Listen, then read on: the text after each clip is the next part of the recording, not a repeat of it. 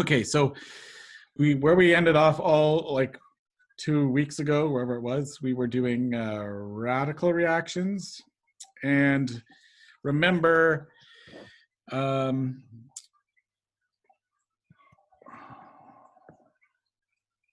with radical reactions, the processes involved, the bonds would break homolytically or bonds would form. Stop that.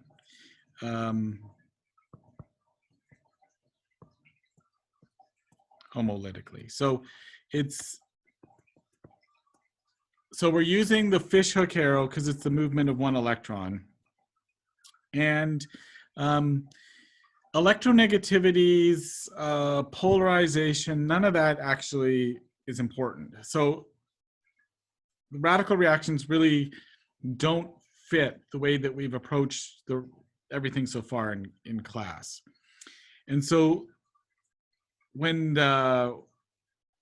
bonds are breaking and being formed, we're breaking weak bonds and we are forming stronger bonds. So that's basically what's going on. But we're not relying on the electronegativity and the polarization of a bond to make that happen. So, like for example, if we're talking about our old acid-base reactions, so we've got some base here, and we're breaking an oxygen-hydrogen bond. This bond's polarized in this direction. And so these electrons are grabbing the proton at the delta positive end, and then the electrons are moving on to the oxygen. We've got our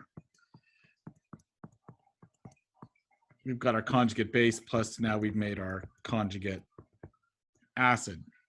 But we're relying on this polarization to actually do all the bond breaking and bond making. So with radical chemistry, it's not like this at all. So we're using UV light, and it is going to break the weakest bond. If you look at a table, you will see that like chlorine or bromine, these halogen bonds are weaker than most. So this UV light's going to come along and it's going to break the bond between two chlorine atoms, and so they're going to break in such a fashion where you generate two chlorine radicals. And it's only on a small quantity of material. So if you've got 100 trillion molecules, you might be doing this on, I don't know, 100,000. So it's a small quantity of the total amount which is being broken. So UV light is going to break the chlorine-chlorine bond. And so what's going on here is we're actually changing the substituents which are being bonded to. So this is overall a substitution reaction, right? We're changing the chlorine being substituted for hydrogen and a hydrogen for a chlorine. So the first step is what we call the initiation step, where you're using light. Sometimes you use heat to do this as well, depending upon what you're using to initiate the reaction. So with chlorine, you can use light, and some of the bromine reagents, you can use light as well. Just even light from the lights in the lab, actually. So some of these reactions take place just by themselves in light. So, or you can get a big lamp and just shine it at it. So the first step is the initiation step, and you're going to break a small quantity of the two. And you've generated your chlorine atoms, which will be unpaired, so it's a radical. All right. Now, so with all radical reactions, there's going to be a series of propagation steps where you're making one, you have one radical, you're going to make another radical, and it's going to generate the radical that you started with. And so this chain reaction is being propagated over and over and over and over and over again. And this is why you only need a little bit of starting radicals to get this going, because the propagation steps just keep on going and going and going. So the chlorine radical here is going to, the technical term is abstract this H dot, so this hydrogen atom from the methyl group. So we're breaking the carbon hydrogen bond and making the chlorine hydrogen bond. So the two Fishhook arrows come together to make a bond. And then this little arrow here, we're now generating our methyl radical.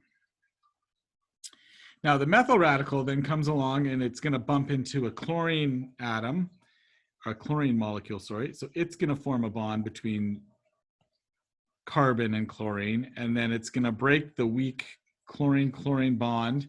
So you make your second product and you generate chlorine, which then goes all the way back and restarts the process.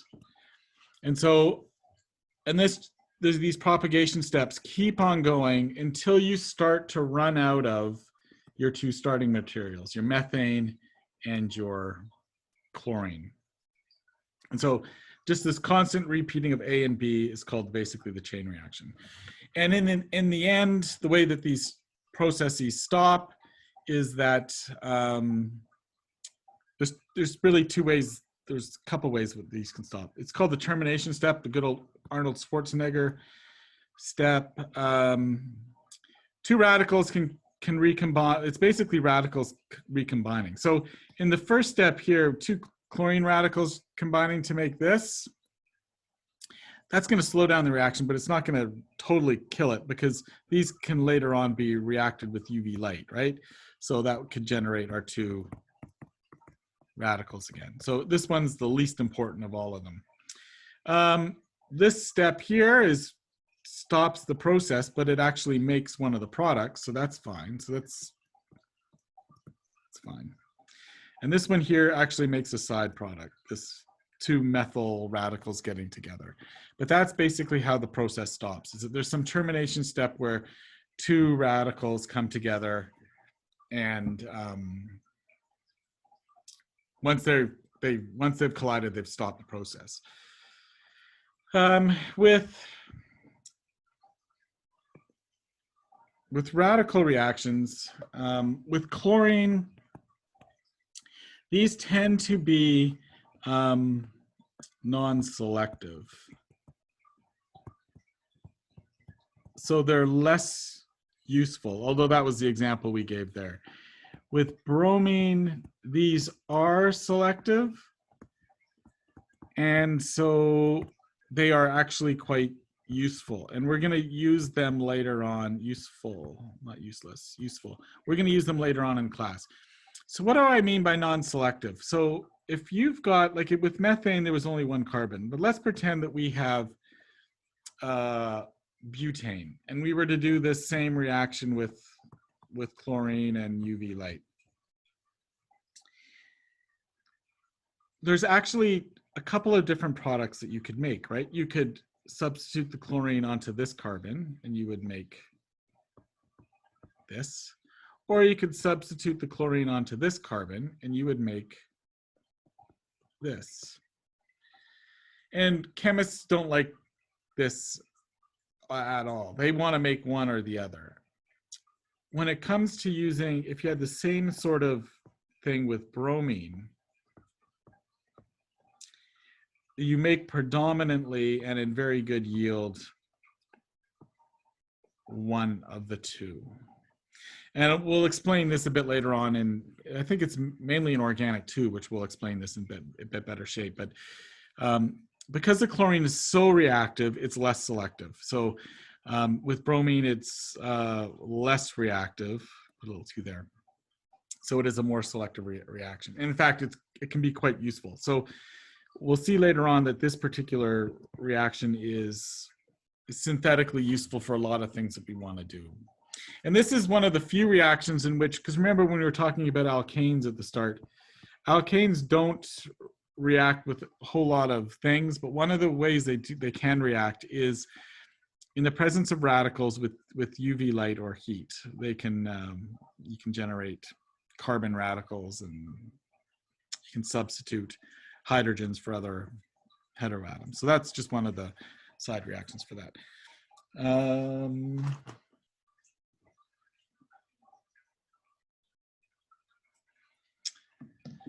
What was I going to do next? Any questions on that? This part here is I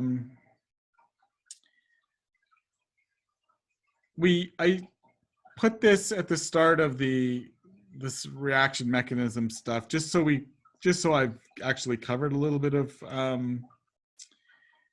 radical chemistry, but really the important part will be the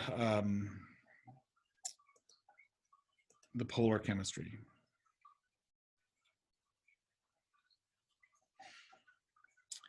Is it safe to say that the higher the reactivity, the more non-selective it is? In the case of chlorine and with this types of reactions, yes, but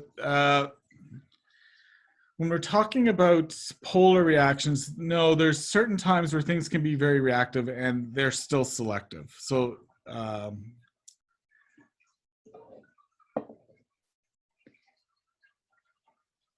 the reason why, yeah, we'll get into this sort of non-selective stuff later on in the class. I guess what we want to talk about for the next little bit is polar, because the majority of the class is about polar reactions. So this is where we'll start out on, I guess, we don't have class next week, do we? Next week's reading break. Okay, so what we'll do next, or the next class, is we'll start on polar reactions, and we'll go through all of this type of thing, because this is really what I just wanted to finish off, that radical bit today, just so it was over and done with. But so when we start this, we're going to come back to all of our basic principles about electronegativity, polarized bonds, delta pluses and delta minuses, and all that sort of fun stuff. So we'll start that, because I think class is about to end. Yeah, so we'll start that after the reading week's over. If you think that I missed something with your test, just send me a little email and I'll check it out.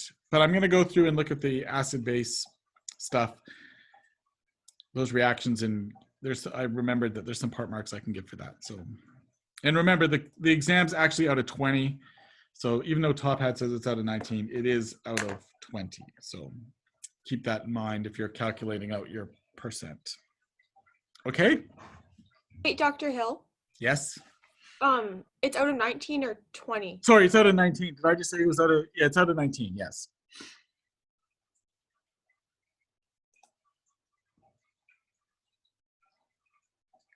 So what I've handed back, I'm going to add some stuff to it, so it'll be sometime today.